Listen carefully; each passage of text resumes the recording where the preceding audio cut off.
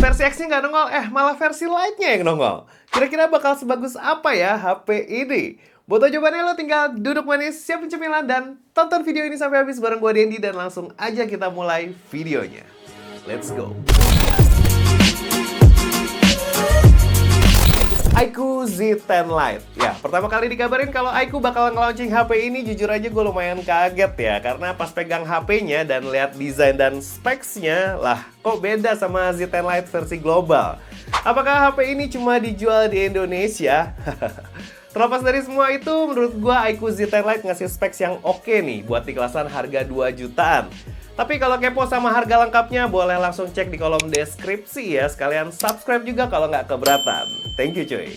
Oke, balik lagi ke HP-nya ya. Jadi iQOO Z10 Lite ini punya dua pilihan warna, Power Green dan yang gue pakai ini yang warna putih atau Armor White. Finishingnya glossy tapi nggak terlalu kelihatan kalau ada caplakan sidik jari pas lagi dipegang. Berkat corak abstraknya ini yang bikin caplakan sidik jari jadi berasa samar. Bentuknya flat, tapi kalau HP-nya pas dipegang tanpa case tuh surprisingly nggak sakit di tangan ya. Malah terhitung masih cukup nyaman. Materialnya tentu aja ya, di harga segini masih pakai polikarbonat alias plastik. Frame-nya pun pakai material yang sama. Tapi yang gue suka nih finishing frame-nya yang matte, jadinya nggak gampang dekil karena caplakan sidik jari. Pindah ke depan, di layarnya dia udah pakai desain punch hole ya, terus flat. Bezel kiri kanannya lumayan tipis, tapi bezel bagian atas apalagi bawahnya agak sedikit lebih tebel ya. Buat panelnya sendiri dia udah pakai panel AMOLED 6,67 inci Full HD Plus 120Hz. Peak brightness-nya ada di 1800 nits. Jujur kalau dipakai di bawah sinar matahari terik, layarnya masih terang dan jelas banget. Terus kalau dipakai buat nonton, warnanya juga nonjok, tajam. Terus dia ada fitur wet touch teknologi ya, jadinya layarnya tetap bisa disentuh walau dalam keadaan basah. Ngomongin basah-basahan, dia juga udah tersertifikasi IP6869 ya cuy. Jadinya aman banget nih kalau diajak main air. Karena dia bisa direndam sampai kedalaman 6 meter selama 30 menit. Terus tentu ya, dia udah punya fitur underwater fotografi yang bisa bikin konten saat basah-basahan tuh terasa lebih easy. Nanti kita cobain pas bahas kameranya ya. Oke, kalau ngomongin iQOO emang nggak bisa lepas dari urusan performance. Pertama, dia pakai SoC Snapdragon 685. Ya, emang bukan SoC yang performance oriented ya. Tapi SoC-nya ini didukung sama RAM 8GB LPDDR4X. Dan internal storage 256GB-nya udah UFS 2.2. Yang speed write dan read-nya itu udah kenceng ya. Makanya dia bisa dapat skor Antutunya itu di 382 ribuan. Terus CPU throttling setengah jam juga dapat di 92%. Cukup stabil ya emang. Nah, buat kebutuhan sehari-hari udah lebih dari cukup. Buat buka banyak apps lancar, terus buka aplikasi terutama games juga udah kenceng. Berkat UFS 2.2-nya tadi, aman banget. Terus fitur AI for productivity-nya juga melimpah nih. Ada circle to search, screen translate buat terjemahan teks atau artikel. Kayak sekarang gue lagi coba nih buka artikel dari bahasa Cina, dengan fitur ini dengan mudah langsung ke translate ke bahasa Indonesia. Asik ya? Terus ada AI Notes yang bisa meringkas catatan kita di Notes, atau bisa juga kalau ketikannya masih berantakan bisa dirapihin juga dengan fitur ini. Kalau buat main game, gue udah tes main Mobile Legends sih. Bisa dapet di HD Super. Gue coba mainin beberapa match sih, ya rasanya Snapdragon 685 ini masih cukup enak ya. Bahkan saat lagi war ramean juga nggak drop sampai patah-patah cuy. Termasuk masih asik mainnya. Emang kalau lihat grafik dia cuma sesekali aja ya di 90 fps. Lebih banyak di sekitaran 70-an fps-an. Selama gue push rank pakai HP ini, suhunya juga aman-aman aja. Terbukti pas gue ukur main 3 game berturut, suhunya juga cuma 40 derajat aja. Mantep, adem ya. Buat Mobile Legends, dia bisa dapat rata-rata FPS-nya di 66,3 FPS. Terus gue cobain main PUBG Mobile juga asik cuy ternyata, karena dia dapat di Smooth Ultra.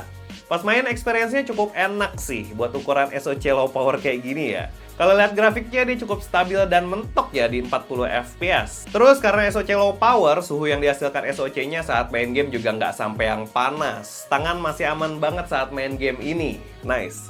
Oh ya, dia dapat rata-rata FPS-nya itu di 39,4 fps ya. Nah, pas main game, beberapa fitur gaming yang ada di HP ini sebenarnya bisa bantu kita buat push rank cuy. Pertama, jangan lupa nyalahin monster mode-nya, biar SoC lo kerjanya makin maksimal. Kedua, ada motion control yang bisa bantu melakukan sesuatu di dalam game dengan cara gerakin HP-nya.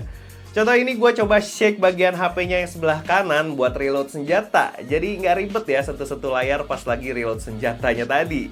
Ketiga ada fitur Touch Control Optimization. Fitur ini gunanya buat maksimalin touch sampling layarnya aja sih, biar makin responsif pas main game. Dan last but not least, kalau lo suka main game sambil ngecas HP-nya, nggak perlu worry lagi cuy, baterainya bakal jebol. Karena dia udah punya fitur bypass charging. Fitur ini emang mantep banget ya, biar baterai health lo juga nggak gampang turun. Nah, masih ngomongin seputar chargingnya nih cuy. Baterai 6000 mAh Bull Volt Battery ini bakalan jarang banget ketemu chargernya. Karena baterainya ini kuat banget buat dipakai seharian. Bahkan gue pakai HP ini sampai 2 hari dengan aktivitas enteng aja tanpa dicas HP-nya. Sekalinya ngecas juga udah kenceng banget ya, karena Vivo udah ngasih 44 watt flash charge. Bisa ngecas baterainya dari 1 ke 100% cuma butuh waktu 1 jam 28 menit aja cuy. Nah, sampai juga ke kameranya. Di belakang iQOO pakai 2 kamera ya. Satu kamera utama 50 megapiksel, sensornya Sony IMX852 nih. Dan satu lagi kamera bokeh 2 megapiksel. Di depan kameranya punya resolusi 8 megapiksel. Nah, karena iQOO ini ade-adeannya Vivo, jadi sistem kamera dan algoritma pemrosesan gambarnya sama dengan Vivo nih ya.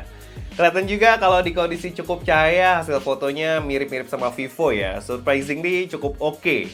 Warnanya masih pop up, nggak kayak HP 2 jutaan lain yang biasanya itu gue temuin warnanya agak kusem. Tapi di iQOO Z10 Lite ini nggak sama sekali. Highlightnya juga masih cukup oke, dynamic range juga masih cukup luas, dan foto makro tipis-tipis ternyata masih asik cuy. Walau emang detailnya nggak terlalu tajam-tajam banget ya, tapi masih cukup enak banget buat dilihat.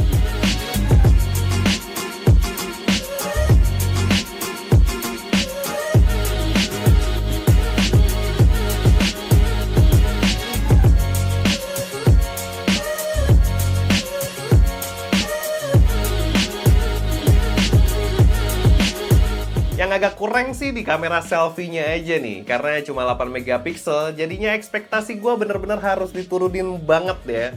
Dan ya udah hasilnya sesuai prediksi gue.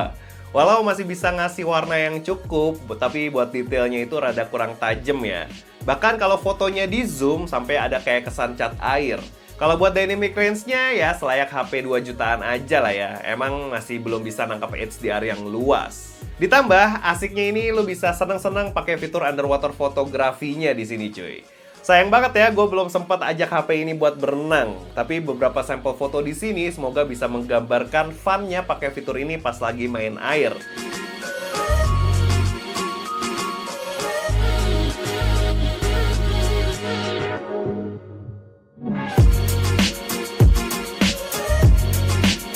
Kalau pas selesai main air, jangan lupa juga buat pakai fitur water ejection-nya ya, buat ngeluarin air, terutama dari dalam speakernya. Ya, ini adalah contoh video dari iQOO Z10 Lite di resolusi 1080p 30 fps, maksimalnya di situ ya. Kalau kita lihat di sini, warnanya gue cukup suka. Jadi memang dia tuningannya sama kayak Vivo ya, jadi warnanya juga tetap cakep. Terus skin tone memang agak sedikit lebih diangkat, sedikit aja sih lebih putih. Dan kita lihat dynamic range-nya. Nah, kayak gitu masih kelihatan cukup jelas ya awannya di atas ya. Terus foreground-nya di sini masih terekspos, terhighlight dengan baik. Terus kalau kita bawa jalan di sini, nah, jadi ini memang nggak ada OIS-nya cuy. Jadi ya maklum aja karena masih shaky-shaky gini ya, karena belum ada OIS-nya. Dan ini handphonenya baru aja gue masukin ke dalam air. Jadi kita juga lihat tadi ada fitur water ejection-nya dan airnya keluar semua, dan ini harusnya mic-nya juga udah kering ya, dan kualitasnya gimana? Suara mic-nya langsung dari iQOO Z10 Lite. Kita pindah ke kamera depan. Nah, kalau ini di kamera depannya iQOO Z10 Lite, kalau gue lihat di sini dia previewnya agak nge-lag ya, jadi kayak patah-patah gitu, tapi nggak tahu nanti hasil videonya gimana. Ini kalau kita lihat dynamic range-nya emang agak kacau ya, karena di sana wipe out putih semua, terus ya kayak begini. Detailnya nggak terlalu bagus memang karena cuma di 8 megapiksel. Sayang banget, harusnya bisa dikasih 12 megapiksel, harusnya lebih oke ya, karena biasanya auto juga 12 megapiksel. Tapi ya ini menurut kalian gimana hasil video dari iQOO Z10 Lite ini? Gue coba pakai jalan. kayak gitu. Skin tone-nya sih bagus ya, cuma memang detailnya agak kurang nih. Jadi yaudah, itu aja. Maksimal resolusinya di 1080p 30 fps. Kita langsung balik ke studio ya.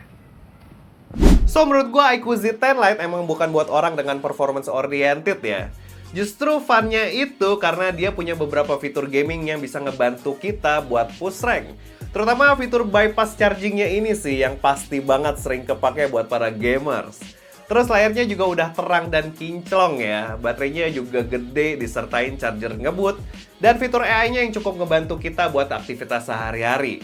Terus after sales-nya iQOO ini tergabung juga sama Vivo Indonesia ya. Jadi semua cabang tempat servisnya itu punya kualitas dan layanan yang sama. Dan tentunya udah terjamin. Yang perlu diperhatikan di sini atau pihak iQOO mungkin bisa juga perhatiin ini.